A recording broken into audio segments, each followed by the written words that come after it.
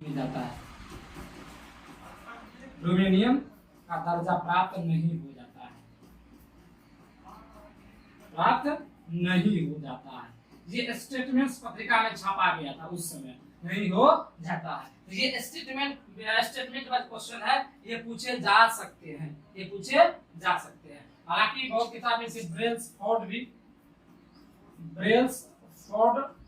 कह सकते हैं। हालांकि सबसे उपयुक्त जो घटना चक्र के अनुसार हम लोग माने तो ब्रेल्सफोर्ड ही इसका राइट आंसर होना चाहिए। तो ब्रेल्सफोर्ड ही इसको मान के चलिए आप लोग।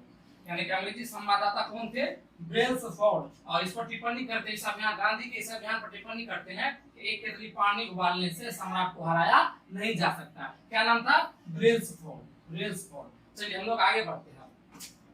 यानी कि गांधी जी के नेतृत्व में यह अभियान देश के कोने कोने तक फैल चुका था। और यानी कि यदि हम प्रमुख बात करते हैं तो पूरे, चाहे वो उत्तर से दक्षिण की बात करें या पूरब से पश्चिम की बात करें, तो हर कोने कोने में गांधी जी के नेतृत्व में यह आंदोलन आग की तरह, चिंगारी की तरह फैल रहा था। यदि हम लोग बात करते हैं तो यहाँ देख लीजिए, ये केरल का तट है और केरल का तट है, और ये बेसिकली क्या है? तमिलनाडु। क्या है? तमिलनाडु। ये है तमिलनाडु।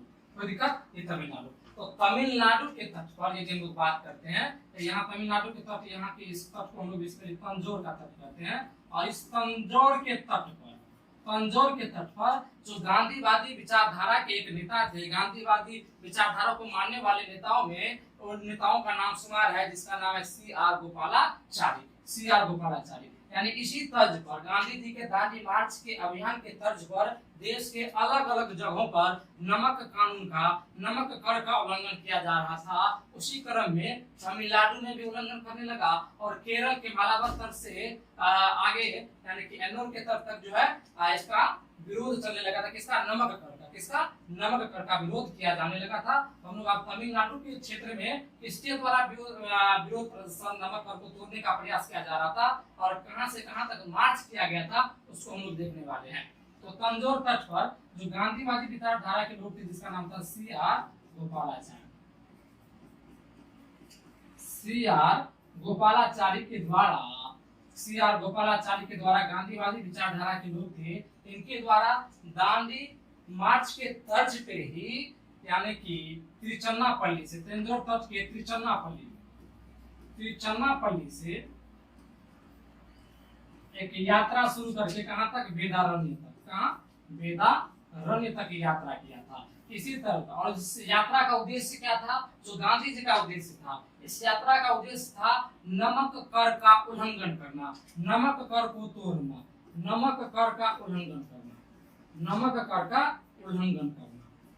और अलग अलग जगह नमक कर का उल्लंघन होने लगा और अपने से नमक बनाने की परंपरा की शुरुआत होने लगी। यानी कि जो पहले नमक हम लोग खाते थे, उस नमक पर अंग्रेजों का एकाधिकार था, अंग्रेजों का मोनोपोली था। उस मोनोपोली को खत्म करने के लिए गांधी जी का कहना था कि नमक हर थाली की जरूरत है, नमक हर घरों की जरूरत है, नमक हर घरों में इस्तेमाल होता है, इसलिए नमक हम लोगों के द्वारा ही बनाया जाना चाहिए। लेकिन अंग्रेज लोग चाहते थे कि नमक भारतीयों के द्वारा नहीं बनाया जा सकता, क्योंकि उसको तो फायदा होता था। ये फायदा होता था कि नमक पर हम लोग को टैक्स देना पड़ता था और उस टैक्स की उगाही अंग्रेज लोग करते थे और काफी मुनाफा भी कमाते थे।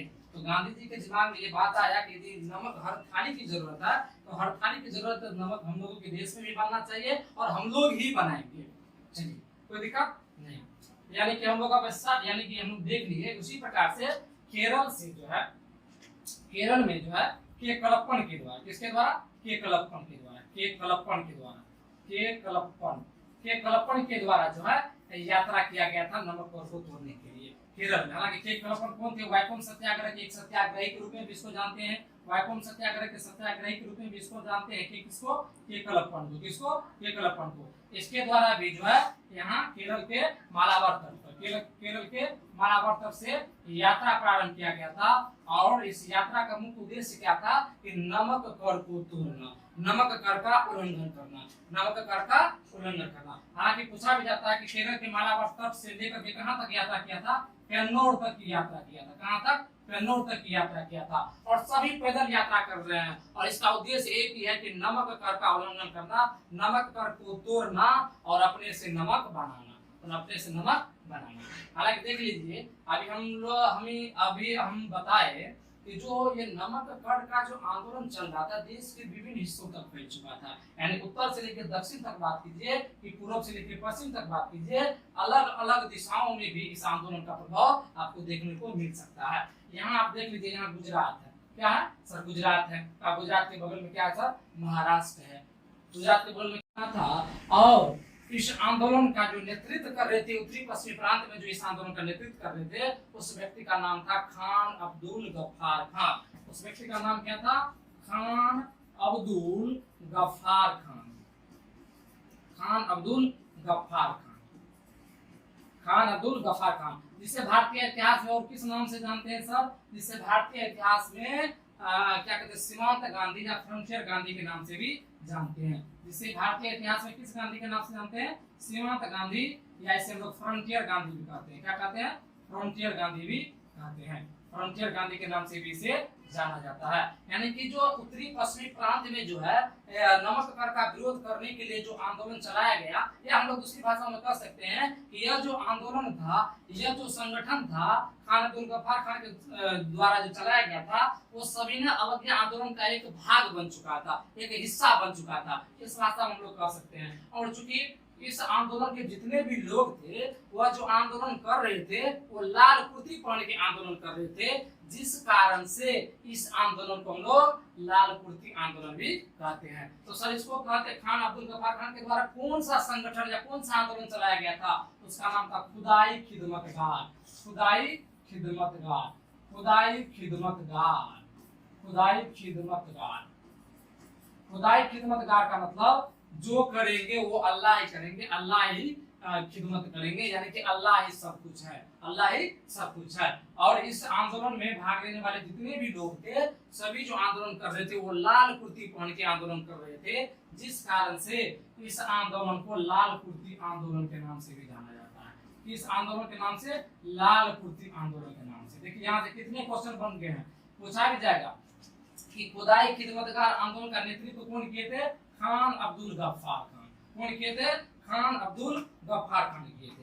खान अब्दुल गफ्फार खान किए थे। कोई दिक्कत नहीं, पूछा जाता है। इससे भारतीय इतिहास में और किन नामों से जाना जाता है? फ्रंटियर गांधी या सीमांत गांधी के नामों से जाना जाता है। उसके बाद खुदाई खिदमतगार आंदोलन को लाल कुर्ती आंदोलन भी कहा जाता है। क्यों कहा जाता है? क्योंकि इस आंदोलन में भाग लेने वाले जितने भी लोग थे सभी क्या कहते हैं? लाल कुर्ती पहन के आंदोलन कर रहे थे, इस कारण से लाल कुर्ती आंदोलन में कहा जाता है। इस कारण से लाल कुर्ती आंदोलन भी कहा जाता है। तो यहाँ तक हम लोग अभी देख रहे हैं कि देश के विभिन्न हिस्सों तक, देश के अलग अलग राज्यों तक इसका विस्तार होने लगा है, और अलग अलग राज्यों से अलग अलग लोगों के द्वारा इस आंदोलन का प्रतिनिधित्व किया जा रहा है। इस आंदोलन का प्रतिनिधित्व किया जा रहा है। अब हम लोग थोड़ा सा बढ़ते हैं, इसको स्लाइड को थोड़ा सा चेंज करते हैं और थोड़ा सा डिस्कशन इसको। चलिए, तो आपके कल्पन हो गया कि वैगन सत्याग्रह एक सत्याग्रही के रूप में भी कल्पन को जाना जाता है, जो केरल के मालाबार से पेन्नूर तक अपनी यात्रा की थी, और इस यात्रा का मुख्य उद्देश्य था कि नमक कर का उल्लंघन करना, नमक कर का विरोध करना। चलिए, अब धीरे धीरे देश के अलग अलग हिस्सों में इस आंदोलन का प्रचार और प्रसार होने लगा, अलग अलग दिशाओं में लोग भाग लेने लगे। तो इसी प्रकार से जब गांधी जी जब 5 अप्रैल 1930 ईस्वी को जब दांडी पहुंचते हैं, तो दांडी पहुंचने के बाद वहां आए हुए देश और विदेश के सभी मीडियाओं को संबोधित करते हुए कहते हैं, वहां आए हुए देश के सभी मीडिया और विदेश के जितने भी मीडिया आए हुए थे, सबको संबोधित करके कहते हैं कि जो है शक्ति के विरुद्ध जो है हम देश की सहानुभूति चाहते हैं। इस शक्ति के विरुद्ध जो है, शक्ति के विरुद्ध अधिकार की इस लड़ाई में गांधी जी देश और विदेश के तमाम मीडियाओं को संबोधित करते हैं, देश विदेश की तमाम मीडियाओं को संबोधित करते हैं, और संबोधित करते हुए कहते हैं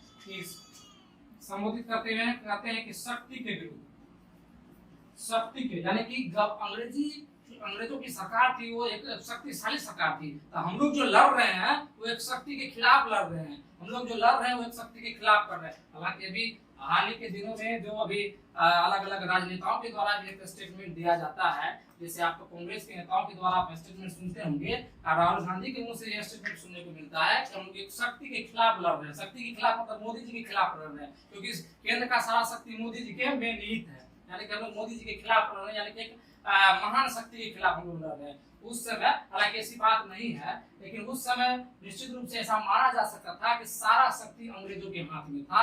तो उस समय गांधी से रिलेटेड जितने भी व्यक्ति थे या जितने भी आपको सत्याग्रही थे, वो सभी एक महान शक्ति के खिलाफ, एक देश की शक्ति के विरुद्ध हम लोग लड़ाई लड़ रहे थे। तो शक्ति के विरुद्ध जो है, शक्ति के विरुद्ध अधिकार की इस लड़ाई में,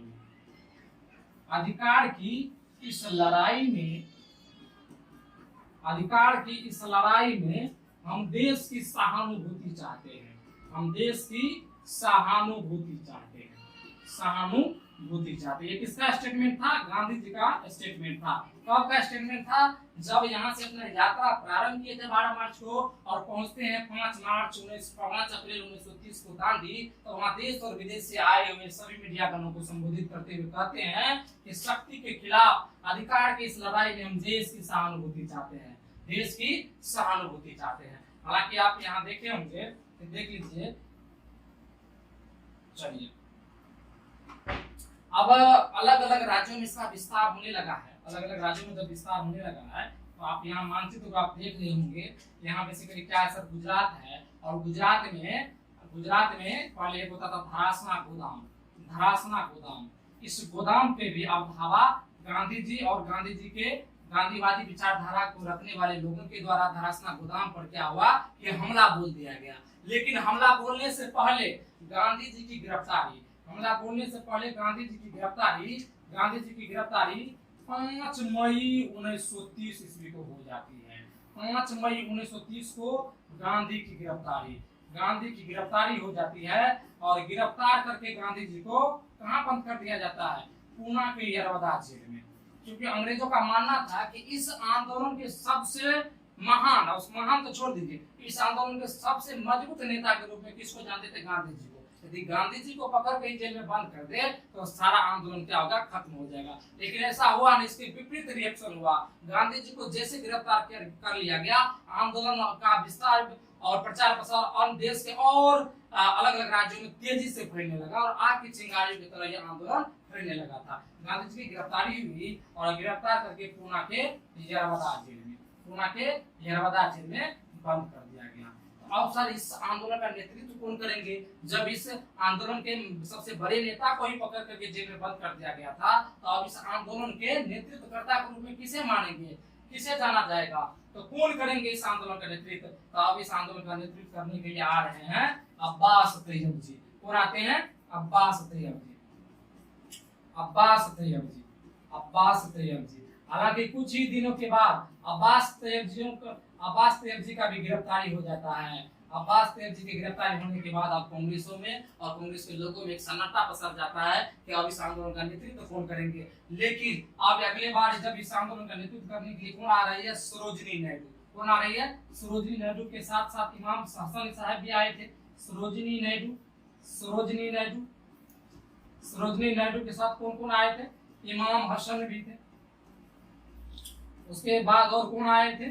इमाम हसन के बाद गांधी जी के एक पुत्र थे जिसका मनीलाल नाम था। क्या नाम था? मनीलाल। यानी इन तीनों के द्वारा अब इस आंदोलन का नेतृत्व किया जा रहा था। और यह घटना है 21 मई 1930 का। और यह घटना है 21 मई 1930 का। 21 मई 1930 को अब धरासना गोदाम का जो नेतृत्व जो है इन्हीं तीनों के द्वारा किया जा रहा था। और मुख्य रूप से हम लोग बोले तो 21 मई 1930 ईस्वी को जो धरासना गोदाम था गुजरात के वलसाड जिले में, हालांकि अभी गुजरात में पड़ जाता है, लेकिन पहले ये जो धरासना गोदाम था ये महाराष्ट्र क्षेत्र में पड़ता था, मुंबई प्रेसिडेंसी में पड़ता था, लेकिन वर्तमान में गुजरात में है और गुजरात के धरासना जिले में है। वलसाड जिले में ये जो धरासना गोदाम था जो गुजरात के वलसाड जिले में था, जिस पर आक्रमण करने से पहले गांधी जी की गिरफ्तारी हो जाती है, इसी धरासना गोदाम का नेतृत्व जो है अब सरोजिनी नायडू कर रही है। कौन कर रही है? सरोजिनी नायडू कर रही है। यानी कि हम कह सकते हैं कि इस आंदोलन में महिलाओं की भी उतनी ही भागीदारी थी जितने पुरुष की थी। और यही एक ऐसा आंदोलन है जिससे महिला सबसे ज्यादा बढ़ चढ़ कर हिस्सा लिए थे। महिला तो महिला, बच्चे भी भाग लिए थे, और बच्चे जो इस आंदोलन का नेतृत्व कर रहे थे, तो इसके लिए एक संगठन का निर्माण किए, एक सेना बनाते जिसका नाम था बानरी सेना। बानरी सेना, बानरी सेना। अब बानरी सेना किसके द्वारा बनाया गया था? बच्चों के द्वारा। और इस सेना को बना करके गांधी जी का सहयोग किए थे, यानी सभी अवज्ञा आंदोलन का समर्थन किए थे और नमक कर का विरोध कर रहे थे। बानरी सेना किसके द्वारा? बच्चों के द्वारा। बानरी सेना किसके द्वारा? बच्चों के द्वारा। जबकि महिलाओं के द्वारा भी एक संगठन बनाया गया था, एक सेना बनाया गया था जिसका नाम था मंजरी सेना। कौन सा सेना? मंजरी सेना। ये काफी आपको इम्पोर्टेंट लेक्चर है और बीपीएससी यूपीएससी सब दृष्टिकोण से हम लोग पूरा पढ़ा रहे हैं। ये मंजरी सेना किसके द्वारा? महिलाओं के द्वारा। किसके द्वारा? महिलाओं के द्वारा मंजरी सेना का गठन किया जा रहा था। अब देखिए देश के और कांग्रेस के तमाम बड़े बड़े नेताओं का गिरफ्तारी हो रहा है, गिरफ्तारी हो रहा है। अब क्या किया जाएगा? अब जो है अब धीरे धीरे इसमें इसका विस्तार अलग अलग राज्यों में भी होने लगा। और बिहार की भूमिका क्या है इसमें थोड़ा सा बिहार के बारे में हम लोग थोड़ा सा जान लेते हैं। और बिहार में इसकी भूमिका, और बिहार में जो है यह आंदोलन कहाँ से प्रारंभ हुआ माना